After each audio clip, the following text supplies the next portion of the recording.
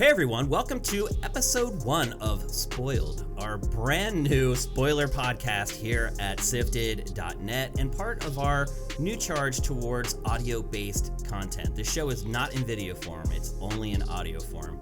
And just fair warning, this is a spoiler cast. So we're going to be spoiling the endings to lots of things and not just video games. We're going to talk about movies and TV on this show as well.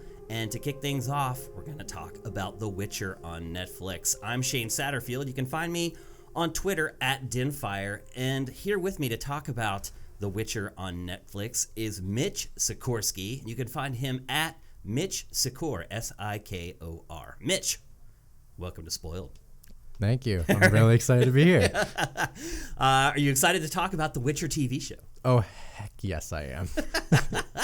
As I said, we are located at SIFTD.net, and we are supported entirely by Patreon. If you'd like to kick us a buck or two, go to patreon.com/SIFTD.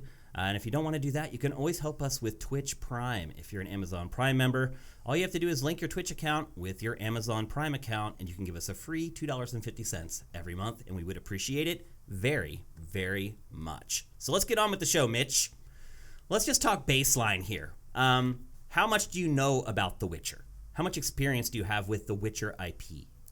The Witcher 3. That's all it? I got. That's all I got. Didn't read the books or? No, I know it's book form. I've seen the cinematics for 1 and 2 leading up to 3, so I kind of had context going into playing the third game because I knew it was just going to throw you into stuff.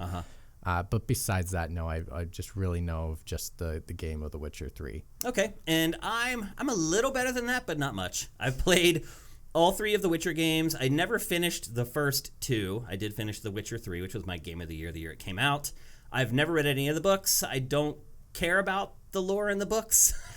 But now maybe I do, because The Witcher on Netflix is based upon the books. Yeah, I definitely agree with you on that. I have some interest now in maybe listening to the audiobooks. I mean, I bike everywhere, so it's kind of a good thing to do while I'm biking around. Yeah, for sure. Podcasts are great for everything. Got car rides, they're the best. Yeah, I think that was probably the biggest shift for me in 2019 was how much I started listening to podcasts. Just in general, everything. So here we are with our very own spoiler cast for Sifted. Let's start talking about some of the nitty gritty from the show. Where is this show set in the timeline as far as somebody who's played the games? It's prequel. Yeah, so it's before the first game. Which hilariously Netflix had to put a timeline for the television show. So people would understand where everything was taking place. Netflix, it's been interesting because I feel like Netflix has been late to the party marketing this show. So they put out the timeline. They put out an interactive map. Yep. They're doing like a podcast now for the show. Yep. But that stuff should have been happening a while. That stuff should have been coming out in like December when the show launched. Yeah, I'm thinking they didn't think it was going to catch as much attention as it really did. I think it's more popular than they thought it was going to be. Yeah, I mean, though, you should have that marketing plan in place. I was thinking they were hoping it was going to be something like this, but to capture more mainstream people or people that have no idea about this property at all whatsoever compared to us, we know of this property because of the games and the high quality of the game it is. But because of that, it really has. I think they weren't expecting it, so therefore they didn't know what to do at the moment, and now they're like, we just got to throw stuff out there. That's a huge mistake though, because when I used to work at Spike, part of my job was promoting Spike's roster of TV shows across digital, and I don't know if you watched a lot of Spike TV. Oh, I did. Oh, you did? Yeah, that was my show. MXC, my favorite show. One of my favorite shows. Well, there weren't a lot of great TV shows on Spike as far as originals. Most people watched Cops. They had Star Wars for a long time. They did Blade, the TV series on there. They had a couple hits. There was Deadliest Warrior. That was like its biggest hit ever. They even got a game. Yep. They had 2 games. 2 games. Yeah, yep, and I worked on those games. It's the only video game I have a credit in. Oh, really? I did not know that. Yeah, if you actually play to the end of that game, you'll see my name in the credits for that game. Okay. Yeah, because it was developed at MTV, and so I was a consultant on the game with the development team. They called me in and they're like, "Hey, you know more about games than anybody else at MTV. Help us make our game." And so I did. I didn't do that much. I think I sat down with them like 4 or 5 different times. They'd give me a new build and I'd play it. and kind of give them feedback on it. And the game wasn't great. But anyway, so there was Deadliest Warrior, there was Bar Rescue, there was like they had a lip sync show that was a hit after I left. I think they've now moved that show to some other network because it was such a hit. Yeah. But in general, Spike TV shows were terrible. So we always assumed when we started working, and we started working on promoting these shows months and months and months before they ever launched, because they've already been shot and they're being cut, and they would start giving us the rough cuts of the show so we would understand like what the show's about and try to figure out a good way to market the shows. And you get that rough cut and you're like, yeah, it's another crappy show, but it was our job to make sure people showed up to watch it. So no matter what we thought of the show, we always had a full force marketing plan behind that show. Like even if there was a show called Coal. It was like a reality show about coal miners. Like we knew that show wasn't going to do very well. Mm-hmm. There's like very limited interest, but we had a gigantic marketing plan to blow it out all across digital. And I ran a content team on Spike, and we would write like listicles and all kinds of other content around it to get people interested. So to me, if Netflix really did that, that's a huge mess up. And whoever is handling marketing for that show should probably be fired, because that's ridiculous. If Spike had a Witcher TV show, it would have been all hands on deck. And I get that Netflix is different. It has a ton of great shows instead of just one. I was going to say The Crown literally came out 2 weeks before that, and that's an amazing show. So yeah. I think it's, for Netflix, it might be a little more difficult because so much good content. Yeah. How do you say one's favored over the other? And it's not even just good content, it's just content in general. Yep. Because at Spike, we would launch a show once every couple months. At Netflix, they're launching 20 shows a month, something like that. So it is different, but then you just hire more people so you have enough people on each show. But anyway, I digress. Just some inside baseball stuff from my time at Spike TV. So basically what we're talking about with The Witcher show is it's a prequel, and it shows you the origin story of several important characters that do ultimately end up appearing in all three of the games, I think. Don't quote me. This is spoiled, so if somebody dies, we can say. Like, I don't know if Ciri is Ciri in one in the first two games. I haven't played them, so I don't recognize her in any of the cutscenes. I know Yennefer is in the first game, not in the second game, because he has amnesia in the second game. But she is in the third game. Yeah. So I mean, they're characters that are endure. My point was that they've endured, and they're still a part of the series, the IP, and honestly, a part of the IP that most of our listeners are going to care about. Which Netflix seems to show that they're kind of confirming that they are lining up with the games, because the map is verbatim of the game map. It is, yeah. So they may be hinting. Well, if the show goes long enough, it's eventually going to catch up to the games. Then what happens? That will be interesting. What happens there? Does it just follow the script of the games, because then everybody would know what was going to happen? Well, I hope they would do better, because I didn't like the main story of the third game personally. I know I love the side missions of the third game, and that's the most endearing part of that game and of that interpretation of that series. And I think they do really, really well in this television show itself, is those side missions. But yeah, I if they ever catch up, hopefully they decide to create a more interesting dynamic story, because I don't think it really hit home like it was supposed to. Yeah, it'll be interesting. I mean, if the show does last that long, that's the big X factor. But it will be interesting. Like, once they get to that point, what do you do? Yeah. I mean, that's kind of that's the foibles of doing a prequel. But they're not going to let them do a sequel, because they're like, the games are going to tackle that. It's kind of a dicey proposition that is going to work great for a while, but eventually you may come to an impasse on. It'll be interesting, for sure. All right, let's talk about the show itself, kind of in general terms, and just a quick run through all the characters in the show. Geralt, obviously, is the star of the show. I have to say that I feel like the actor who plays Geralt absolutely nails the character. I agree. Nails it. Like, better than I could have ever imagined. I like him more than even the game character. Yeah. The funny part about Geralt is he would almost be better played by a really bad actor. Because he's so deadpan. He's a witcher. He doesn't really have the normal emotions that other humans have. And I'm not saying that he's a bad actor. He's not, because he nails the character. But I almost wonder if at certain points in the casting process, they're like, this guy's too good. Like some of the people that they rejected, if they were like, no, you're bringing way too much nuance to this character. This character is very unnuanced. Mm-hmm. And I feel like he just nails that. Like, Almost better than the games. Oh, I think it nails it hard way more. And maybe it's because the engine of the game can't express as much the character, the character animation, because, you know, in the game, it's really blunt in regards to him trying to like say, I don't have emotion. And then when there's moments he's supposed to be, it's very blunt. Yeah. Where in here, it's so subtle, but it's noticeable to the point where it's progressive. I'll say this, though. He does a good job not showing emotion when he's acting scene to scene. But the character actually does get emotional in the show. He gets an emotional attachment to a couple different people. Oh, for sure. His bard, it ultimately is shown by the end of the show that he likes his bard and like he cares about him. Obviously, Yennefer, he's basically in love with Yennefer.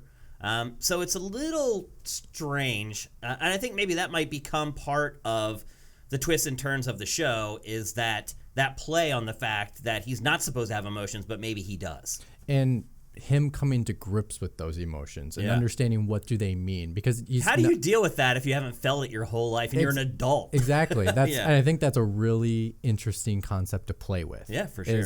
You were not supposed to have emotion your entire life. Now you're starting to feel certain things. How do I describe these? How do I define them? How do I react to it, really? Exactly. And I think that may be what the rest of the show kind of becomes about ultimately. And I think that's what they nail with him in general. And I think the entire first season for him was him just planting those seeds of different emotions and understanding that they're there.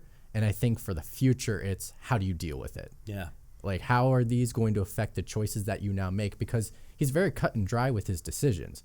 He's not taking sides. It's like in that first episode where he had that contract with the wizard, and the wizard wanted to grab the girl and bring him to him. And the girl's like, hey, I'll do you a better. Like, if you kill him, I'll give you money. And he's like, I'm not going to take anybody's side. Yeah, because he doesn't care. That's not what he does. He's there. He's on a contract. He's there to satisfy his contract. Well, I mean, he decided to just take zero sides. And he's like, it's not my place to take sides in this issue. So if you're gonna attack me, then I'll attack you. But if I'm not gonna say one is the right person and one's the wrong, that's not my decision to make. Do you think Geralt in this show was properly badass? I feel like they showed a lot of restraint. There wasn't as much combat in the show as I thought there would be. A lot more exposition, less action. Yeah, it's a more character-driven story than I think we expected. Yeah, but I will say this. Some of the fight choreography is amazing. Oh, it is. The little bursts that you get of it. Some of it, I mean, I've been watching sword fighting in TV shows and films my entire life, and I saw some stuff in the show that I had never really seen before. And it's really well done with the camera, too. Yep. The way they cut very well. I think they put it so tightly close to the back, similar like when you're playing the game yourself, that it really does drive home of kind of his viewpoint and how he's seeing it. And so then we see how complicated his moveset is actually. Yeah. And I think the moments that there is combat, it's done really well. And it's not... I would have not liked it if it was too much, and then I've been like, oh, we're just going to have a fight scene every episode. No, that's what I thought. I'll be honest. That's exactly what I thought it was going to be. And I was not excited for the show thinking that's what it was going to be. I feel like the approach they've taken is way better than just making some dumb action TV show. Oh, yeah, and just being like, oh, this is the monster of the week. I'm just going to kill the monster of the week, and that's the end of the episode. What do you feel about the use of magic? Because it seemed inconsistent. Sometimes his magic seemed weak. And then there's another scene where he basically collapses an entire building using his magic. Yeah, and I rewatched that again, and he used it multiple times to break the floor. So it's almost like he was taking a sledgehammer and trying to hit it chipping away at it.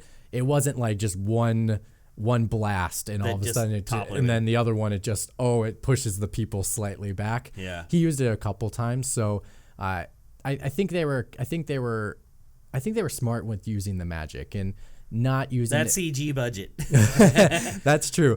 I think we playing the games because we're just so incentivized to use magic constantly in that game. I mean, we have a magic wheel for a reason to use it.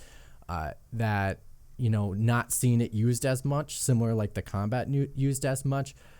I like the restraint, and they used clever ways where I was like, oh, he used the. Well, like the first time he used it. I was like, oh, that's right. Yeah, he can do magic. He can do that. Or the other one, he had because they waited a while to show him using it for the first time. Yeah, and I thought that was the only spell they were going to show because throughout, I think it was maybe not until probably like 4 episodes in, all of a sudden he uses the, I think it's called Ignis or whatever, to influence a person. He used the sign to influence someone. I was like, oh, he's going to use other spells too. That's great. I'm happy. I'm happy. I think maybe he's being more strategic about how he uses magic. And that's just how he is. But also we learned through Yennefer and through the School of Magic that using magic, there is a positive and a negative reaction to using it. And so we don't understand what is the consequence of him using magic. And maybe that's something they might explore if there is any. We do see that later on in the season. Yes. In the final episode, we see mages who are essentially sacrificing their lives to be a fireball. To be a fireball and a trebuchet. Yep. Yeah. So you do see that sort of give and take, that yin and yang of magic where, you can do this stuff, but it takes a toll. Mm-hmm. I think that balance is good. And also I think it kind of shows that's maybe why his magic isn't as powerful, because maybe there's not as much of a effect to him if it's not as strong. That could be. Let's talk about Yennefer. In a lot of ways, to me, season 1 was Yennefer's story. That's exactly what I was about to say. It was all about her. When you really think about it, like, Geralt was kind of the sidecar. Yeah. It's really Yennefer's origin story. Where did she come from? And Ciri was the caboose. Right. But yeah, no, I agree 100%. I think this was Yennefer's season, and I was surprised by that. I was expecting, but I think it works more perfect because... How do you like the casting for Yennefer? I liked it. Oh, I'll give it 3 thumbs up. I think for sure. She's quite fetching.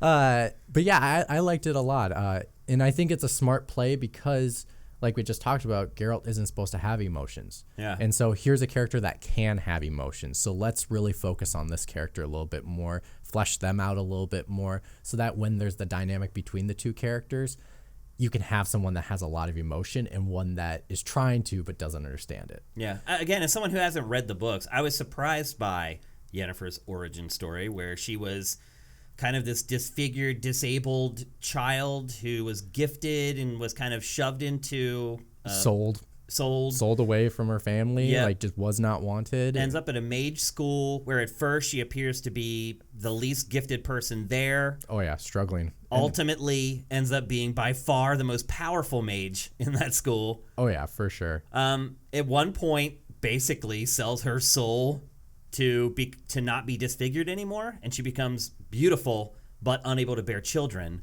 And this inability to bear children drives her, as we find out later on in the season, through pretty much the whole show. Yeah, and this is where the Netflix timeline kind of helped figure out how much time took place between that, and it's been quite some time.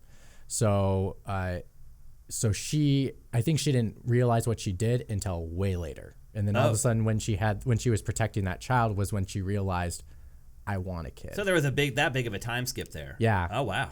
No idea. I had no idea. I think they said it was... Let's talk about that. Let's talk about the time skipping. It was definitely decades, they said. Wow. So it was not just... Well, Geralt's what, like centuries old or something? Yeah, he can last a while. Like, I don't think he'll ever die. Isn't he like immortal? No, they do die.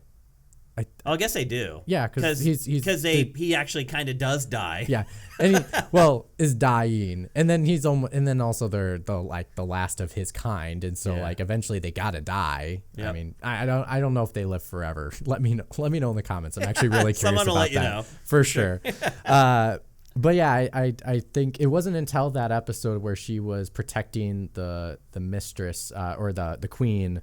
Or the princess, I don't know what her exact title was, and then the child, and using her magic, and then it got killed, was she finally realized how much she cares and wants to be important to someone. Yep, that was kind of the theme for her. For sure, and the ending really proved that all in the end of how much she really wants to be important for someone. Yep, let's talk about Ciri.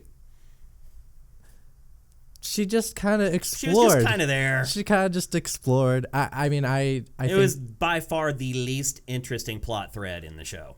For sure. And I think maybe for her, it was more of she is supposed to be our eyes to the world. Yeah. So for us to view the world for the first time, because she's been so isolated and now she's in this magical world. She does not understand between good and bad or rich and poor and what does this all mean. I think for her, it's more of an exploration of understanding the world around her and us introducing those new elements that you may not get from the other characters in the other episodes. And maybe she'll have more of an arc in the next season, especially when she'll have a father-daughter relationship. But it just seemed odd the way they handled it, because it was like at first she knew she had to find Geralt. Yep. Then she went through a period in the show where she didn't think she had to find him.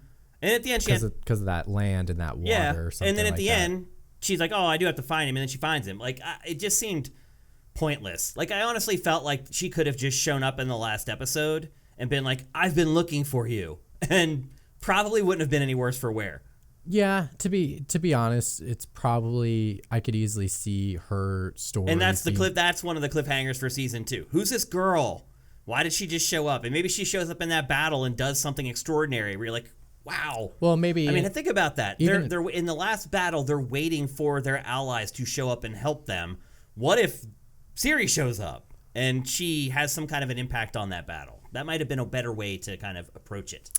Yeah, I think maybe. I think if you didn't want her in the first season, you get that hint that he has a special surprise coming or whatever that quote. I can't remember the exact quote of what they're calling it. That he's gonna have some kind of child.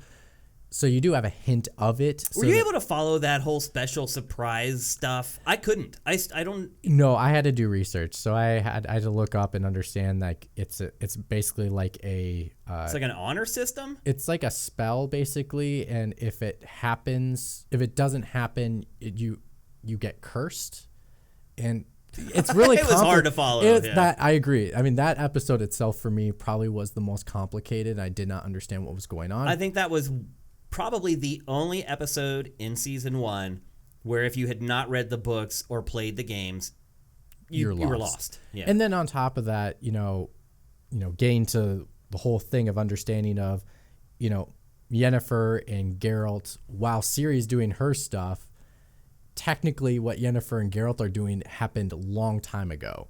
So when you saw the queen for the second time and you understood it was like I was getting confused because I thought the princess was Ciri, but I was like, she's a girl and she's running. Why is he over here talking to the queen? Isn't that the same actress? I'm not sure. Like that's where I got really confused for a minute. Uh-huh. And then once they finally got to the second to last episode where you realize Geralt gets there and then she gives him a fake daughter and doesn't want to give up her granddaughter and that kind of thing, it made a lot more sense. But I don't know why they decide to go that route. And this is where I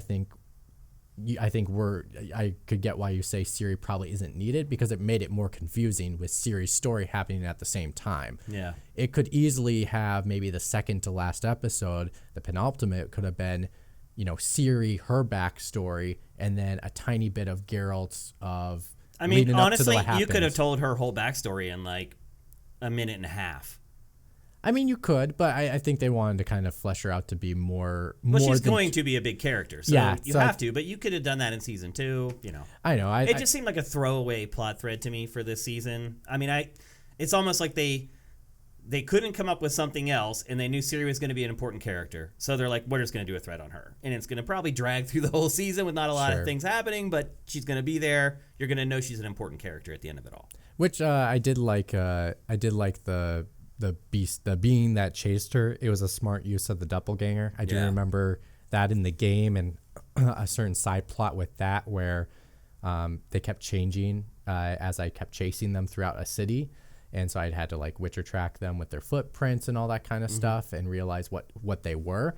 And I think it's a really smart use of understanding, wow, they could be really good assassins. I never thought of that concept when I was playing it. They were usually, creatures are. Well, you weren't doing that kind of playthrough. You weren't doing like a stealth assassin playthrough. Well, but the other thing is those creatures are deemed not equal to human, and so I was in a human city, so that's why it made more sense if they were poor and they were shown as more of a minority than a person that has privilege. Right.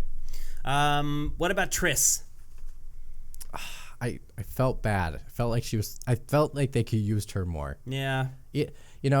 There is a moment in the last episode where clearly there is a friendship between Yennefer and Triss.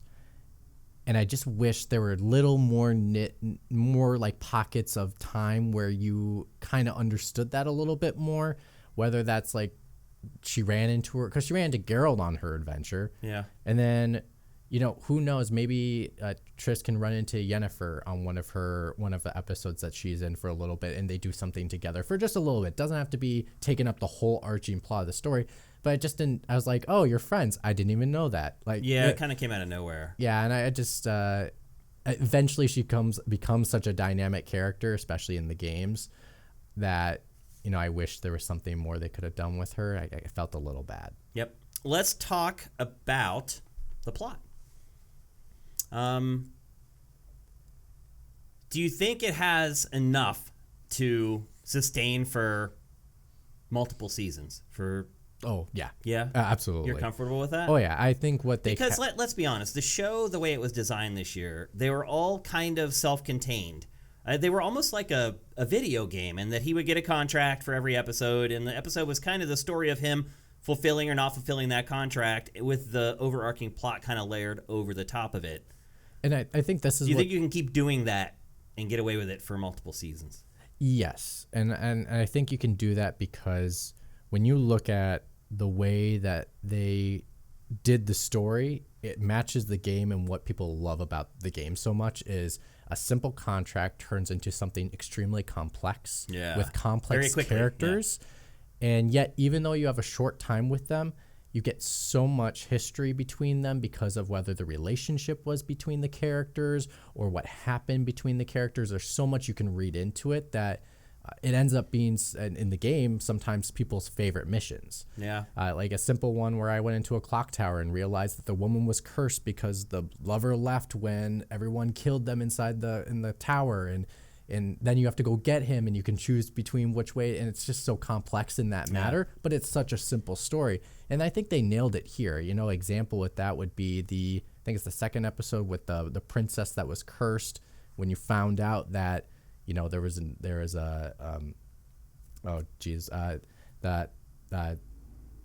can't even speak right now. Is it a creature? Yeah, it was the creature, and it's because of there was a marital affair and that kind of thing, and that created the princess, and so the princess was then cursed. Like, that kind of complexity was so great, and I think if they can keep going that trend with finding ways for those things to connect to the characters, you could do this forever. And there's so many creatures in this world. The one thing that I found interesting was, as the season wore on, the killing of the monsters became less and less important and less prevalent. So the first shot of season 1, he's fighting a monster. A very weird way to start a show. Like, literally just cuts, and he's just in combat with this crazy creature. It starts that way. But as you get to like episode 4 and 5, it gets to the point where it doesn't even really show him killing the monster anymore. Like, there's one shot where everyone's walking up and the monster's head just falls at their feet. It doesn't show like how he killed the monster or anything. It's just like, oh yeah, because they said it killed it. Right. The creature killed him. They're like, he ate him and he's dead now. And then all of a sudden he comes out with the head and goes, there you go. Yeah. And so they ended up skipping eventually the whole conflict with the creatures. Once you've done that, can you go back, and would you be okay if it never went back to the way it did for the first few episodes? I think because of budget is probably why they did this. All the CG for creatures and Yeah, I think in the beginning, I think they were trying to use it to catch people's attention to make sure they kept watching for sure. Yeah. I think they probably will have a much bigger budget because of how well this show is done. Yeah, that I think they definitely can show a lot more creatures. I mean, they showed a dragon in another episode. I think they have such a variety that every episode doesn't have to feature a creature. Yep. Yeah, it didn't bother me. I was just an observation that I made. I'm like, wait a minute, they're not showing him fighting the creatures anymore. Well, and even if he show him fighting the creature, in that same episode, they had the doppelganger transform. So, they had a little bit of some kind of monster lore in every single episode. It's just not always features Geralt killing that thing or saving that thing in regards to the princess child. Yep. Let's talk a little bit about the time jumping. We've already spoke about it a little bit. But the show jumps around, and I didn't realize that some of these scenes were decades apart. Yeah. They don't age, I guess. Like, they never get old. Well, they don't look different. I the think different Yen. timelines? I think Yen looks a little different. Really? Yeah. When you first see her, I think it looks like they do a lot of makeup work on her. Really? I didn't seem like she was older at all to me. She definitely looked a lot older. I think there's definitely a time gap difference once she jumped from changing from her beauty side to her child side. It seemed like she just did her hair differently to me. I don't know. I couldn't see any differences. She still looked about the same age. I think she looked older. I think it would help if they... I mean, maybe they don't want to. Maybe she's not supposed to age. But if she is supposed to age, they should make it more obvious. Yeah. I think it's difficult unless That's what made it hard to follow, is all the characters looked the same in the time jumps. And you're like, wait a minute. Like, I mean, I guess Geralt probably never does age, or he ages very, very slowly. And he has white hair, so what else right, are it you doesn't do matter. to him? Like, give him more wrinkles? I don't know. Give him gray streaks. But the other characters, sure. I mean, other characters, sure. Like, you should be able to age them if they age. So I think that made it a little more difficult to follow. I was hoping maybe they would have hired, like, a child actor for Yen in the beginning, and then had that Yennefer, the actress that played her currently, play her then once she got, like, transformed into beauty, so that there's a big gap. Yeah. But yeah, I was surprised when I saw it was a decades gap of I'm surprised to time. hear that. I didn't even know that till we sat down to discuss this. How about the adaptation? Do you think it ultimately stays true? I mean, we haven't read the book, so maybe we shouldn't even answer this question. Well, I think they do this better than the game. I personally think that. Oh, I would say I enjoyed the story in the show more than I've enjoyed the primary quest in the games. I think they nail the side quests and what people like about them so well in the main story of this show. Yeah, that's a good way to put it, actually. So the good part that we like, but the main plot... Look, I still like the main plot of the Witcher games. I don't hate it, but this is better than the main plot of the Witcher games, I believe. Oh, yeah, absolutely. I agree 100%. I mean, that final battle was so fun. That's a great segue. Let's talk about the final episode, the final battle.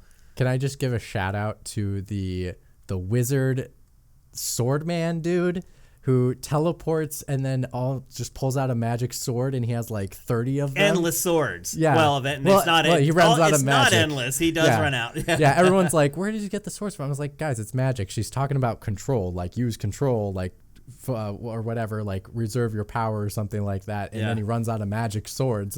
But that was cool. I liked that. Yeah, it was a great scene. Again, the choreography in this is great. But I like the cleverness of it. I never would have thought of magic swords. That just and like keep that's a great way to like use your magic if you're a warrior type. In that world, yeah. That's absolutely. a great way to do it. So I had to give him a quick shout out for him because he's sweet. Yep. So there's like a lot of fantasy shows like Game of Thrones and its ilk. The last episode is a major battle. Although I would say in Game of Thrones, they usually did the major battle in the penultimate episode. And then the last episode was set up for all the fallout after the battle. Yeah. This show, the last episode is the battle. And it kind of does both. Yeah. It does a 2-for-1. Like the last 2 minutes are what Game of Thrones would do in a final episode. Yeah. It did not as much character development in The Witcher as there was in Game of Thrones. For sure. I don't know if that was a conscious decision or not, but how do you feel about that? Would you rather there be a little bit more exposition after kind of a major event? No. I like when shows take risks and do things different. And, just to be just like Game of Thrones and do the same formula. That's why I'm not a big fan of like Disney Marvel as much or other stuff that keeps doing same formulas. And it's like, can you try to be something different? Like try to stand out. And hey, if you fall on your face, at least you tried something different. And I implore it, and I commend you for trying it.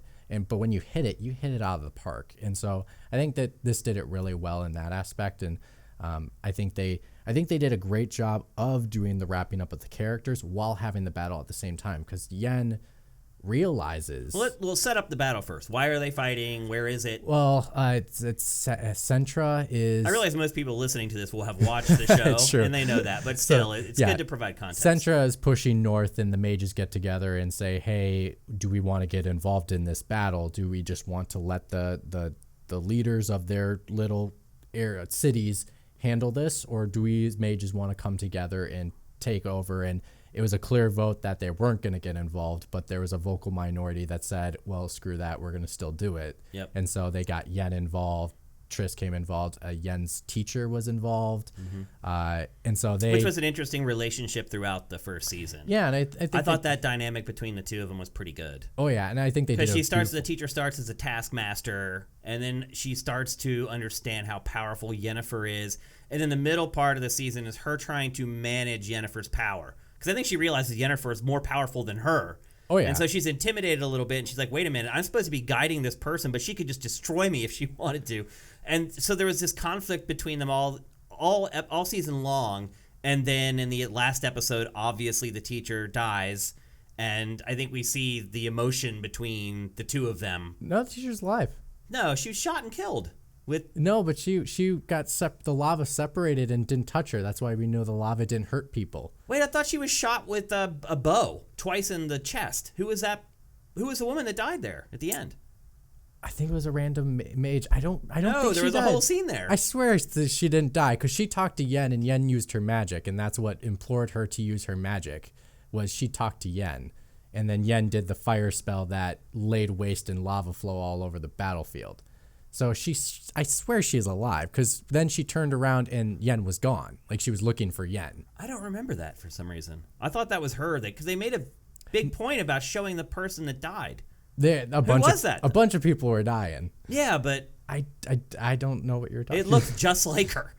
Interesting. Maybe I'm totally wrong. I swear she's alive. I'll say this. I did watch a lot of these episodes on the edge of falling asleep or late at night. That's the only time I have to watch TV because I put so much time into Sifted. So maybe I was just like tired when I watched that episode. I thought for sure she was dead. No worries. People will blow me up if I'm wrong too. So yeah, it works. We'll play two sides of the coin. It works. But regardless, that was a great relationship throughout the show. Oh, absolutely. And I think for her, it was she cared about her because also she found out that she's part elf. Yeah. And that's significant because that's powerful. Like being an elf is the highest of races and abilities and powers. And so I think she was wanting to make sure that she had the best for her.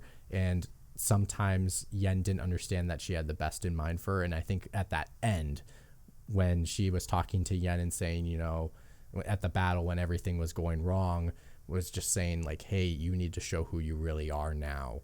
And she did. And she did. So the battle was a siege. Yeah, they kind of they're basically like in a keep, and they're being like 300 where they kind of funnel them in, and it's a castle. They got to get past this only spot. Yep. And so they're trying to hold their ground, but they do some smart methods. The opponents do with the worms going in the ground and then controlling them. It's a great battle. It really is. Sure. And it's then magic at the end, at best. all hope is lost, and Yennefer finally unveils her true power and literally just scorches the entire battlefield. And the cool thing about it was what you were saying earlier, the fire. She was so powerful, she could recognize allies in the battlefield and make sure that the fire was like going around them. Yeah. It was the whole season built up with Yennefer. You think she's weak, you think she's like one of the worst mages at the school. Slowly you start to understand maybe she's got something special, and then at that moment you understand. And I think you also understand for her is, she didn't understand who she was. Yeah. What she wanted, what's her purpose in life now? Yeah. She can't have kids. She tried so hard, and near the end of the season, the guy says, "I'm going to tell you the truth. It's never going to happen. Yeah. Unfortunately, you cannot change. You'll never have kids. Yeah. It's not going to work." Yeah. And so I think for her, she then ran into a spiral because then she went back to her old lover back in the magic school, and was trying to rekindle that fling to be like, okay, maybe I'll just go back to my past, whatever was comfortable at that time. And I think finally in that battle, she realized this is what I really need to do. I care about people, and I need to use whatever means necessary to protect the people I care about. Yeah. And so for her, we don't know what happened. Yeah, so let's talk about that. She's gone. Let's talk about the ending. So she scorches the battlefield. The battle's won, and she's gone. Well, not really, because the backup forces for Sentra is on its way. So all of a sudden, she clears the battlefield, but all these mages are just chilling. Wait, I thought that those armies that showed up were for them. They were waiting for backup for the whole battle. No, that was the enemy. That was Sentra. Oh, I thought those were her allies showing up, but they're like, dang, we're too late. The mages were the only ones to hold the ground. They didn't have any backup. Well, I know that because they were waiting for allies to show up the whole battle, and they never showed up until the end. No, they didn't have allies at all. That was all them. And then Sentra had extra army men coming in, but he's like, I'm going to send my wave in anyways, even though they're like... I mean, look, the whole time they're talking about they're waiting for their allies to come to their aid. Are you saying that you like saw a flag and that's how you know it was Sentra and not their allies? Well, it's because you had the mage that disagreed. That was... Because at that conference, when the mage that was part of the Sentra army, which was actually interesting concept, Yennefer was supposed to go to that person. So she was going to lead the horrible army that's now trying to, well, in their case, they're trying to say we're trying to make the world a better place by saying everyone is under one rule, that kind of thing. But at that time, I knew it was her because she was the one making her students sacrifice themselves to make the fireballs to shoot them. And they said, oh, we have extra forces still on our way. And he's like, I don't care. Just send in my forces right now. We'll kill them all right now. And then clearly now they're all wasted. But and obviously in the story, as we know in the Witcher story, they're still going. I mean, they're still continuing. I mean, that's kind of the thing about this show is because there's a scene where Geralt, you think he's dying or he's going to die. Yeah. He's bitten by this skeleton. He gets this infection. This guy like takes him in and like tries to help him or whatever. He looks like he's dead, but you know in the back of your mind, he's not going to die. Yeah. Because then he never makes it to the video games. And I mean, that's endemic to every prequel of everything. Like, you know that some people are ultimately going to live or die. Yeah, and we're guessing that this totally relates to the games. I mean, it's pretty showing that path that it is, but we can't say 100% if it does.